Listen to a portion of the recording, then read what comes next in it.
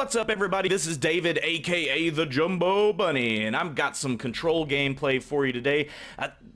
This gameplay is alright. It's alright. But it's going to give me a chance to talk about something that that's kind of been, you know, it's something that's been on my mind a little bit. And it's going to be like 80% gripe, rant, however you want to look at it. It's going to be about 20% positive. I'm not just going to be all negative, but you know, something, you know, even in my gaming life, you know, things have really changed. And it has to do with the way that game developers are releasing their content. And this is not a DLC rant and all that kind of stuff. I'll touch on that, but this just has to do with the fact that game companies start releasing complete games. You know, and this is something that I called the shot. This is something that happened when I was still doing a lot of computer gaming, and the idea of DLC and console DLC was something far in the future. This all started, oh, look at this fail. Anyway, this all started with the release of a revolutionary platform in gaming, and everybody that does a lot of gaming knows this platform. It's known as Steam. Now, when Steam released, and this whole platform of being able to buy your content, update your content, download patches, all those things kind of self-contained, it revolutionized the industry. And it changed the way that developers thought about their release cycle and their development cycles. And it really did some amazing things for us gamers in the way that we get our content. However, when they started releasing their content this way, I called a shot. I said, you know, this could be good and it could be bad. The great thing is that, hey, you know, if a company sees something wrong with something, or they need to fix something, they can easily, you know, patch it up, get it fixed, and really deliver on promises that they made with their final product.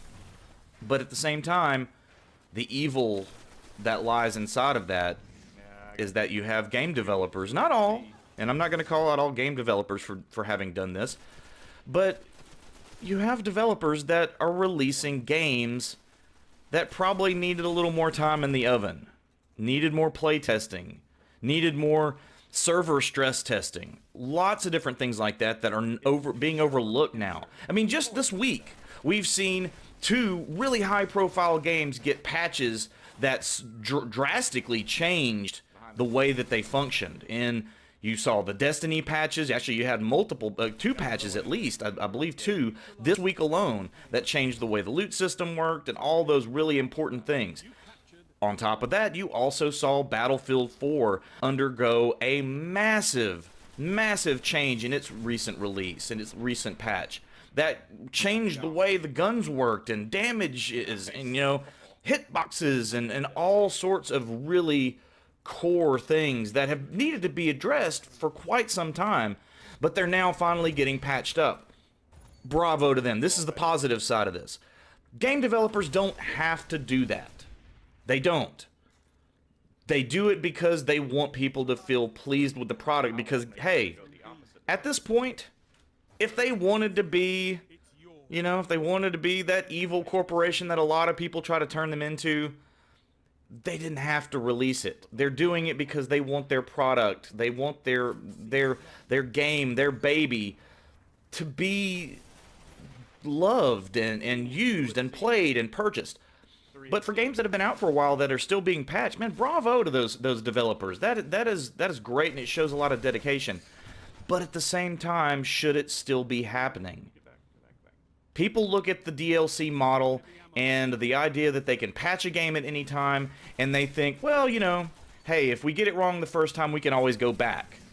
Games were not always like that. People that have grown up in this era of gaming, and think about the idea of game developers. And when you purchased a game, that was it.